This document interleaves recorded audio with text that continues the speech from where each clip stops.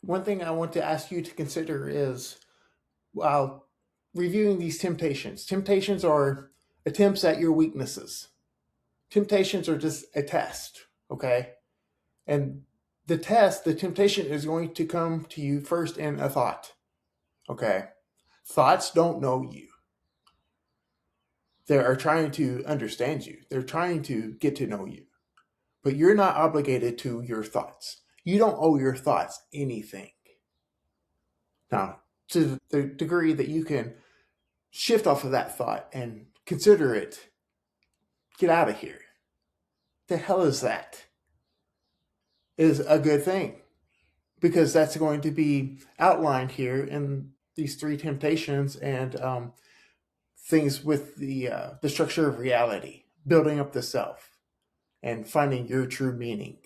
Because that's what we're talking about with this Autism and the Structure of Reality series. And that's what we talked about in the Whiteboard series episodes, really. Especially the internal calculators, okay? Those whiteboard series are more just the neurobiology of it. But the message is humans have an infinite capacity for thinking and creating. Thoughts are just human creation. And you're not obligated to them. You can take control of your life and find your values. That's what Nietzsche is saying. Who determines your values? Kierkegaard as well. It's like, go live your life to your true self. That is very meaningful. If you can find that, if you can do that, at least to some degree, you're going to have a very powerful and satisfying life. And that's what's important. That's why we're introducing a little bit more Christianity here, even though the three temptations, it's a Christianity story, but in reality, it's a life story. That's exactly what it is. And when we talk about the Beatitudes next, it's a life story. It's how to structure your life in a meaningful way. You have to reduce all of this friction. So you're not obligated to your thoughts. That's the message. Okay, so there's a Autism and the Structure of Reality series happening. Okay, we've done 5 parts at the time of this being made and released. Part 1 was the self. We talked about Carl Jung, how the self is developed, how you kind of create yourself, and then how you navigate your world. Part 2 was the self and the crowd. We introduced more of social settings, how systems and the herd or the crowd kind of influence you.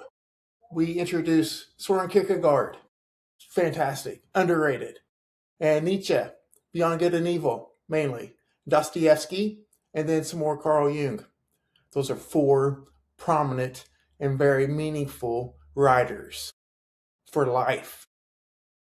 The 3rd episode was about how the mind forms perception and reality. Okay, there's this kind of we're just developing how the self is developed and maintained and propagated over time. Then 4th was illusion versus reality. Okay, we kind of introduced some phenomenology here. The best way I could describe phenomenology is humans have a subjective self-perception in a subjective perceptual world. It's like, good luck with that. Everything is perception in life. Who is going to own your life? And this is what we're going to talk about. What owns you? This is what the whole purpose is. And because mainly this isn't so much about autism, but society doesn't know what to do with autism. So it's what led me to this. And the 5th one is systems. How systems, things like schools, workplaces, bureaucrats, centralized governments, they just kind of create these structures, these goals and development standards. And then these are developed over time and then they're propagated through time. And these systems, they don't care so much about developing the self. They just want to maintain the system. That's their goal. It's easier to maintain the system and change the individual to fit the system than it is for the self to be kind of unique kind of outside the axiom. This is a big problem. If you're outside the axiom of what is understood, what is known, what is accepted, it's bad. It's bad for your mental health, your physical health, your direction in life, what you will become. It is so bad. So the part 6 is what owns you and the 3 temptations from Matthew 4. Because that's what we're going to talk about now. Is because the 3 temptations are still alive. And this is very meaningful, okay? The first one is bread. Turn stones into bread, okay? Now, I also want to highlight the Lord's Prayer, okay?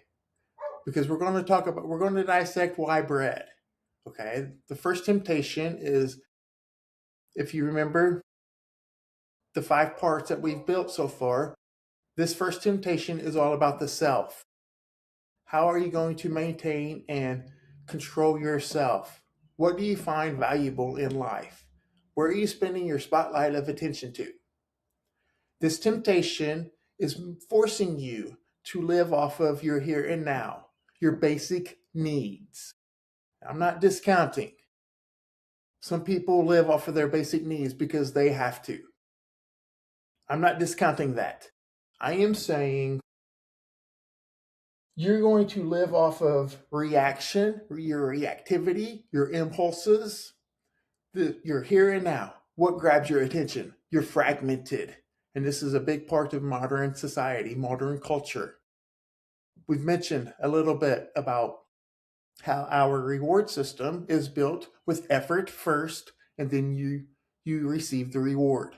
You put in effort, you go pursue what you want in life, and then you maintain it. You get that, and that reinforces the effort. Now, modern life, you can bypass the effort. You don't have to put in any effort to get this reward, and it's false.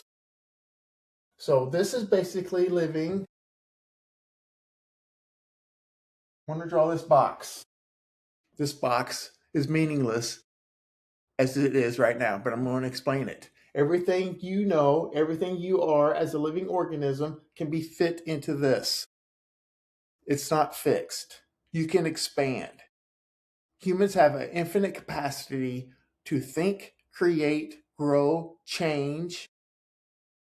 But are you willing to expand this? Or are you living inside of this box, your day to day? Are you just maintaining? Where are you setting your goals? What do you want to achieve? Do you have an upward aim? The 3 temptations is right before the Sermon on the Mount, and part 7 is going to be about the Beatitudes. This can be expanded. You can continuously grow in life, or you can maintain. It doesn't matter. This is also the second thing. This is an answer key. Humans have this snap judgment answer key. If things you perceive, the things that you're interacting with in society fits this, it's a snap judgment, you will accept. If things are outside of the box here, if things are outside, maybe the square is like this, it's too much of a delta, it's too outside of what you're predicting, you've rejected it. You don't even realize it. This is a bad thing. This is a very human nature thing. This is like social psychology. One thing that social psychology does is they have a good set of operational definitions. Like everybody in the field understands what they're talking about. This is a snap judgment. This creates group in, group out. This is going to be more of the other temptations as well, but I want to just provide an introduction to the snap judgment. So this box serves 2 things. Your complete axiom, everything you are as a living organism can be fit into this box, and then you use a box to have snap judgment in life. Everything that you're encountering in life, does it fit or not? Something I say in the podcast is, can you fit in or not? Are you like the so-called normal people or not? If you're outside of this box, society will have a hard time accepting that. Be it other people, be it a whole system, it doesn't matter. We don't like change. We don't like things outside of our control. And one thing that I've said in the internal whiteboard, the internal calculators whiteboard series, there's a couple of episodes on that, how we constructed belief systems, your phenotype. You are not reacting to the world around you. That's not how we operate. You are reacting to the predictions you have about the world around you and how you encounter those. You react based off of your predictions. You make the predictions based off of who you are, what you know, what you can do, what you expect, and so forth. So, this first one is a living off of impulse. Can you maintain? Can you continue? Or will you bail out? Can you persist or quit? Remember in that internal calculators episode, we talked about values. The ventral medial prefrontal cortex is the house of kind of values. It calculates your values. Value equals reward minus cost. The delta of reward minus cost. Reward is the net benefits you receive, whatever it is in the environment, be it food, be it success, job promotion, be it you're evaluating, do I go pay this bill or do I not? Versus cost, it's a metabolic cost. Okay, so when rewards are high, nope, it's not going to work.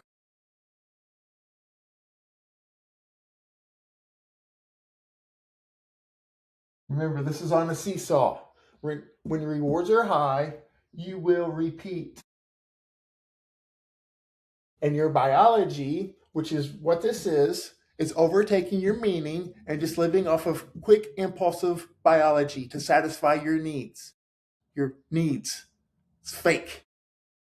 You will repeat.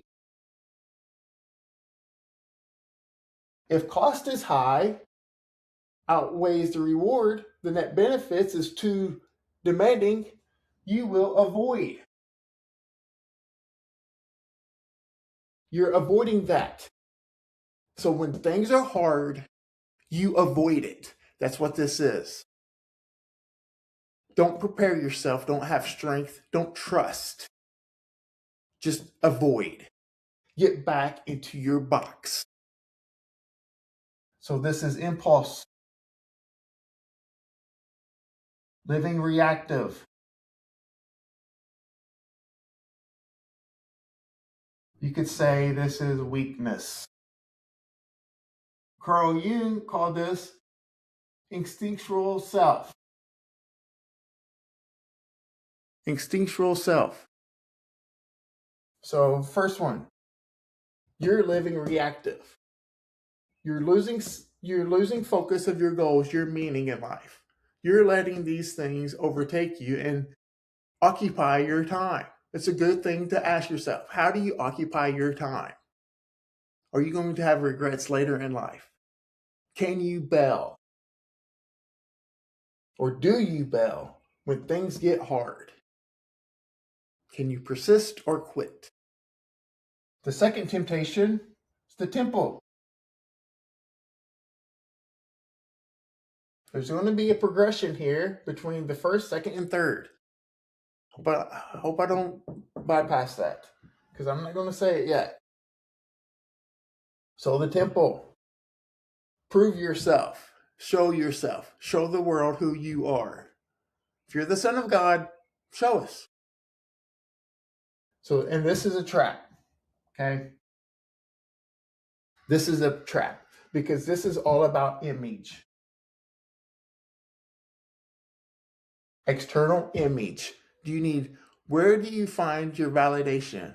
Your sources of validation. Modern life, you have an infinite amount of validation, external affirmation. People live off of social media. You put your images, your good deeds on social media for likes and views. Look what I did. Social media and this second temptation is the look at me movement.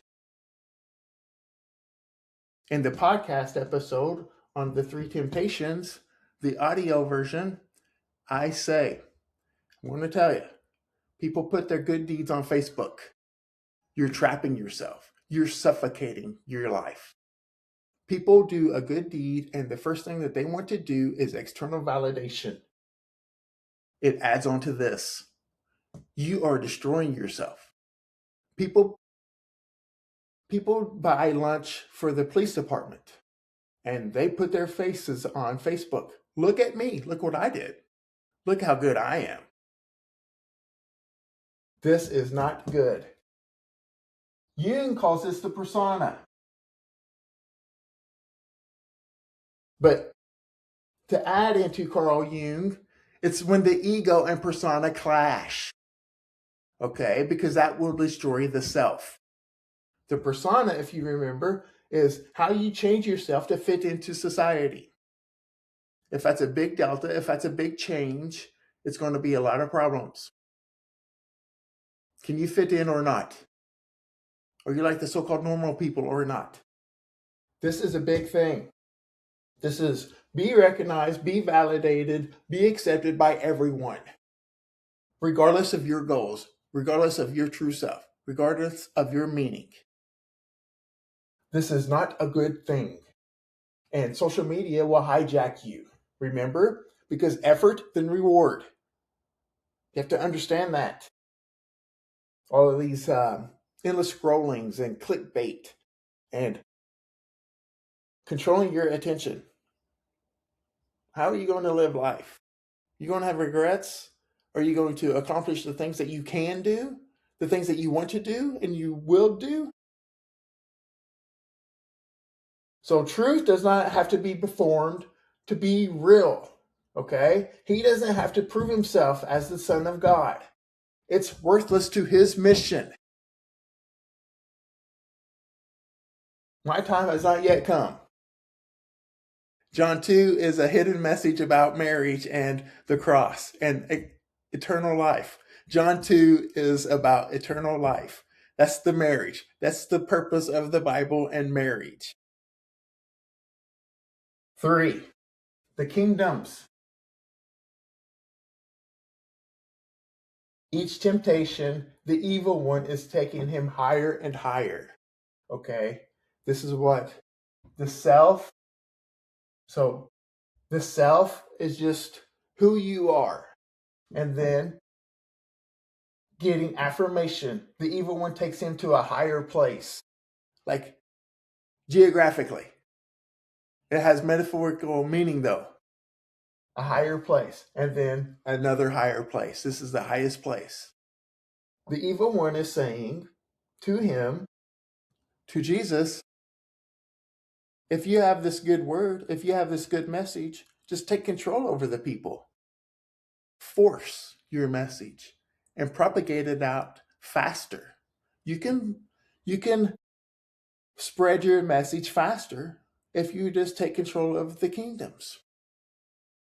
You know how that works out with human life, with human societies and governments? That is not good. There is never a good outcome with that. And the thing is, humans, they don't know how to handle power. Humans do not know how to handle power. We force control. This is a big part of the Autism and Structure of Reality episodes, especially part 5, the systems.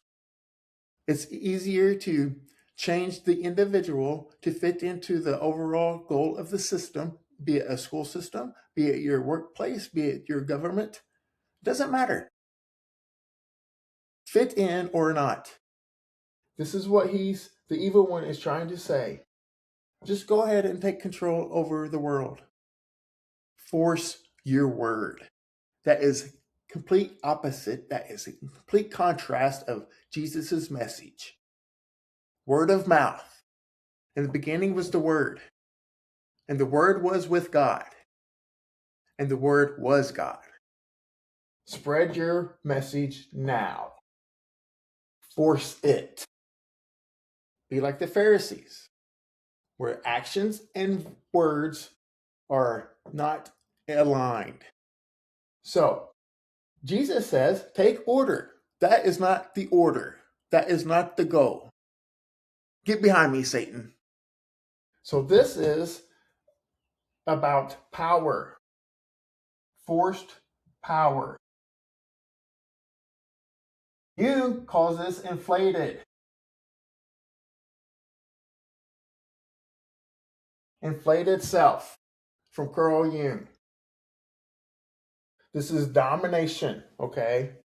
This is, people don't get a say. People don't get a say for their values, what they want to do, their life, their motivation, their aim, what they're going to pursue.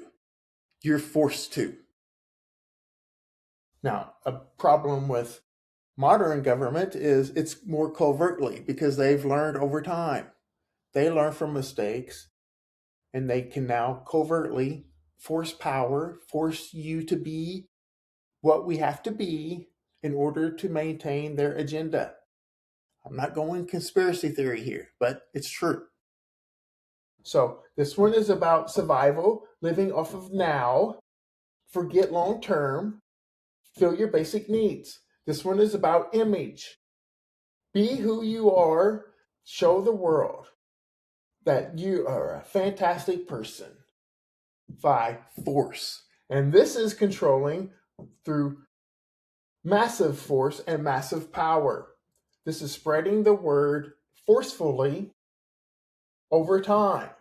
This is like, I am who I am. You're going to have to accept me, and it's forced and propagated through time over many cultures.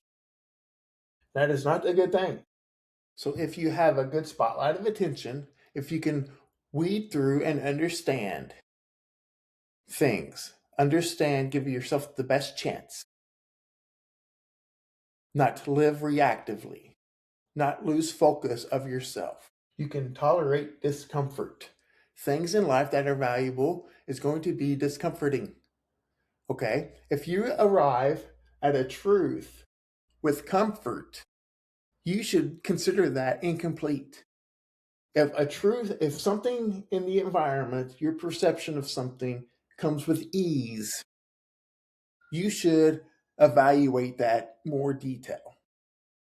Things in life that have value requires effort and work, okay? Things in life doesn't come easy. Valuable things. Now you can live inside your box. You can get on a rat wheel and just spin inside this box using so much energy getting nowhere. Or you can expand these edges.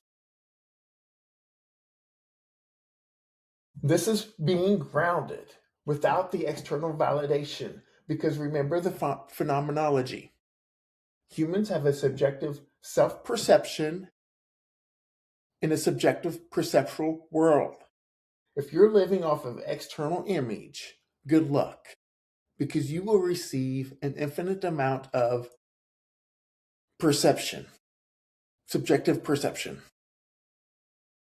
You're living off of likes and views and comments about how good you are is false. It's transient. It's not going to last. And you're going to have to keep repeating it. Repeat it, because your value is diminishing over time. Suddenly, you need more and more and more validation because you are in complete conflict with yourself. You have to settle yourself. You have to understand yourself. Allow yourself to go down. Carl Jung, The Undiscovered Self, or Modern Man's Search of a Soul. This is why the philosophers are a big part of this series. Soren Kierkegaard, you've probably never heard of him, but you need to go maybe read his stuff if you're battling with internal friction. And of course, if you want Nietzsche and Dostoevsky, they're probably the best. Okay? So, seek external validation is a trap. Okay? power and needing control forcefully, because you have so much conflict leading up to that, you have to force power because you're not creating your true self and understanding your values. Now, we will end on that, and the next episode is all about the Beatitudes, because this one is what owns you. The Beatitudes teaches you the how, the self-transformation. That's exactly what the Beatitudes are. It's showing you who to be. And it's very fascinating. There's a lot of hidden messages within those little Beatitudes. So this is the three temptations and how it's still alive today.